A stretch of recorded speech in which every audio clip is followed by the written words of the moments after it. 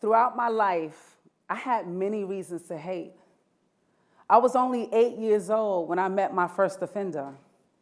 This was a person tasked with caring for me, my babysitter. I struggled with guilt from remaining silent, and I almost suffocated growing up past the walls of hate.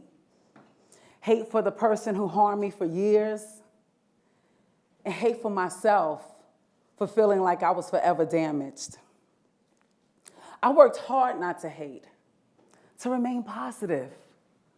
But as soon as I saw a place for myself in the world, hope quickly faded.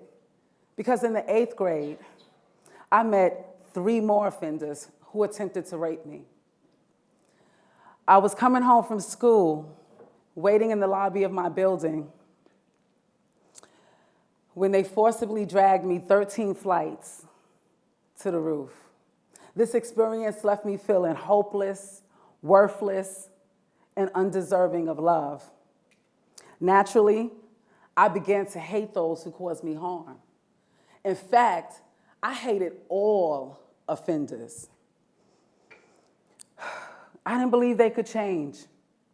However, the hate was changing me. I was depressed, filled with rage.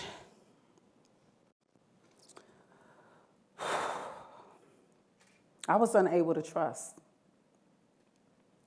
I was constantly battling with hate. So I get it. I get why it's so difficult to forgive and just justify wanting to lock them up and throw away the key. So imagine how I felt when I received the call that my brother was arrested and incarcerated 5 hours away. This label of offender had now been placed on him. And if that wasn't enough, after driving 5 hours, when I finally arrived to the correction facility, I was met with disdain, coldness by the first person I saw, and then each person after that. There was no compassion from the correctional officers. It was just this harshness of being vilified because of my association to someone whom society has labeled offender. Once again, I had to fight back the feelings of hate that I worked so hard to heal. The dehumanization that I experienced and encountered every time I went to a visit, it tore at my dignity. I felt ostracized. Hello? And I was suppressing anger from remembering my brother with chains on his hands. All I felt was pain. I suffered in silence, watching my mother shrink back due to the stigma and the shame of having a family member in prison. We were being told things like we weren't Christian enough, or maybe we got what we deserved as a family. So there were so many reasons and so many people for me to hate, like the one who caused me harm, and then the ones who got away, and the ones who perpetuate systemic harm. Hate blinded me from embracing my true self and from honoring my brother as an extension of that true self. Hate had a chokehold on my life. But as I sat with myself, what I really discovered was I hated me. I felt like a failure. I couldn't make every visit so I can remind my brother of his humanity and to show him that I loved him. I hated me. But God wouldn't let my heart break. I had to find the courage and dig deep. Otherwise, this hate, it would kill me. So I released myself from the burden of hate, and I chose love. Oh, but not just any love. I'm talking about a restorative love. A restorative love is the sacred way of being that says, as I see you, I see me. And as I see me, I see you.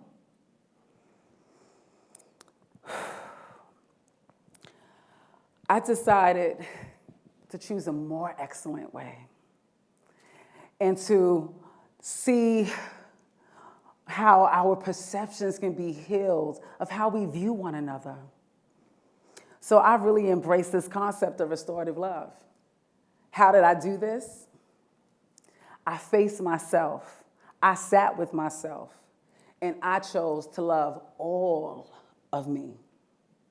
As I see it, restorative love is a commitment to doing the inner work on ourselves and honoring the power of our voice. Even the voices and the things that try to make us feel shame, that causes us not to see our own humanity. Restorative love breaks the cycle of harm towards self, towards vulnerable persons, families, and communities. But when I chose restorative love, I found out how easy it was for society to hate and turn a blind eye. We can't make a mistake in society. Love has limits, that has conditions, that if are left unmet, will get you canceled. Have we become a society that throws people away? Research shows that 40 million American adults grew up with domestic violence. And children exposed to domestic violence are 74% more likely to grow up and commit a violent crime. So what about the children who are trapped in adult bodies, trying to make sense of the world? These are the men and women that grow up and commit crimes, and we label them. We hate them. Oh, and we lock them up and throw away the key. We are so focused on labeling others that we are not focusing the light on ourselves. Restorative love holds the power to heal humanity. And if we can discover the place and point in our lives where we stop believing in love, we can move from this constant state of self-preservation, engage in self-reflection, and embrace all parts of ourselves, even if it's ugly. And if society would take the time, each person, to connect with what's right in ourselves, regardless of our past, then we can connect with what's right in others, knowing their history. So if we would stop and slow down and take the time to listen to our hearts, then we can heal the belief that the way to heal harm is by causing more harm. So I ask, where was the place where you stopped believing in love?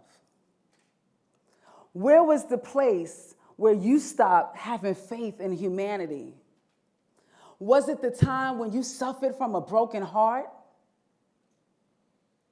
Or was it that time when you trusted in someone the most and they betrayed you?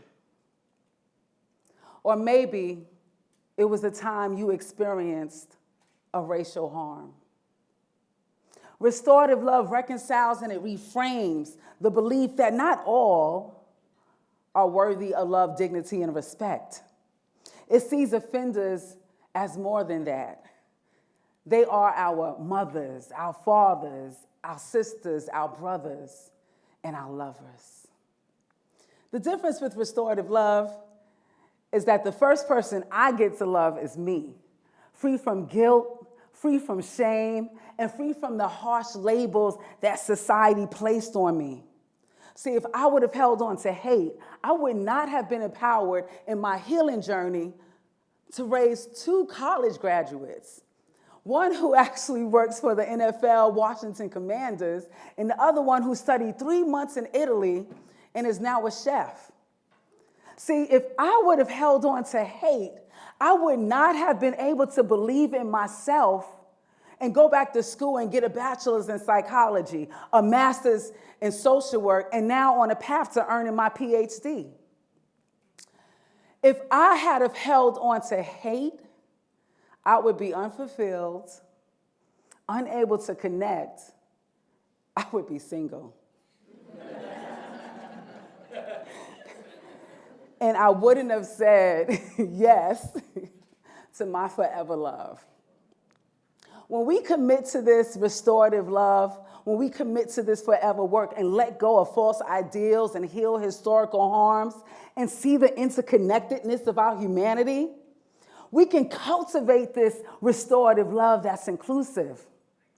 However, it must start with you and you. You are the catalyst to transforming harm, transforming trauma actually, and repairing harm. And you are the catalyst to healing you. See, if you take the time and engage in this restorative love, it will allow you to remember, face you, hold space for whatever surfaces. And it would also allow you to embrace the hidden parts of yourself in a way that brings you soul justice. So I invite you to experience this restorative love. You got to return to the scene. Return to that place where you forgot, where the lights went out. Return to the point in time where you stopped believing in love, where you stopped having faith in humanity, and heal that place so you can face yourself, embrace who you are in totality, and heal humanity.